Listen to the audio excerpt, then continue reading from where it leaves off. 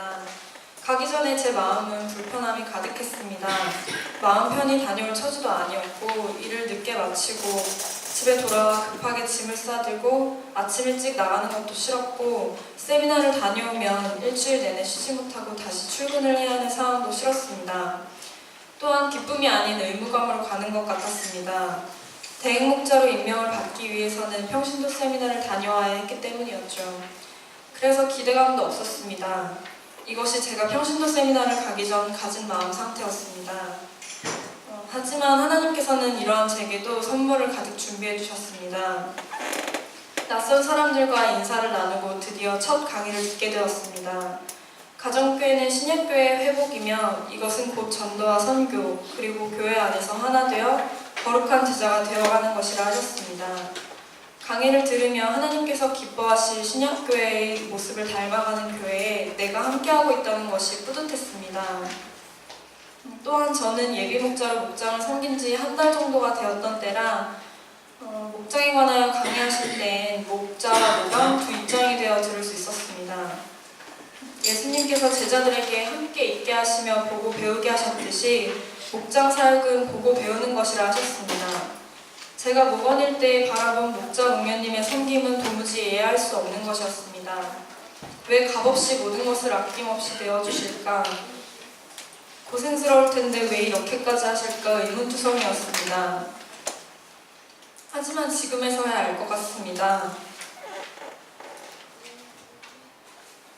그것이 바로 하나님의 마음이라는 것을요. 이것이 제가 목장을 통해 배운 것이었습니다. 그래서 앞으로 제 목원들에게도 보고 배울 것이 있는 목자가 되리라 다짐하였습니다. 이어서 목자 목녀님들의 간증 시간이 있었습니다. 간증은 하나님께서 역사하시는 것을 나누는 자리라고 합니다. 많은 목장들이 다양한 어려움을 겪으며 놀라운 하나님의 역사를 경험하고 있었습니다. 주로 성인 목장의 간증이 이어졌기 때문에 싱글 목장의 간증이 별로 없는 것이 안타까웠습니다.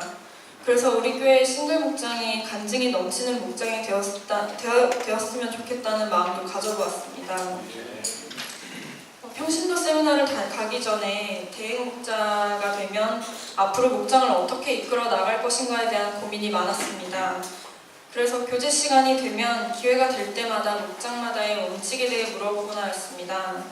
목장 사역에 대하여 고민하고 해답을 찾으려고 했던 것입니다. 하지만 기도는 하지 않았습니다. 많은 분들은 저에게 같은 답을 주셨습니다. 목장은 하나님께서 인도해가는 것이며 제가 해야 할 일은 기도뿐이라는 것을요. 하나님께서는 짧은 시간이었지만 저에게 많은 것들을 가르쳐 주셨습니다. 이전에 목원일 때 바라본 가정교회와 목장을 다시 되돌아보게 하셨고 앞으로 목자가 되어서 목장 사역을 어떻게 해나가야 하는지 길을 알려주셨습니다. 세미나에서 다녀온 뒤 제가 처음 목장에 나갔을 때부터 지금까지 낸 기도 제목을 쭉 훑어보았습니다. 그리고 기도응답이라 생각되는 것마다 줄을 쳐보았습니다. 놀랍게도 기도 제목은 거의 다 이루어져 있었습니다. 아직도 저의 기도 제목은 많이 있습니다. 하지만 최선의 것을 이루어 가실 하나님을 기대합니다. 부족한 제 이야기를 들어주셔서 너무나도 감사합니다. 하늘 복 받으세요.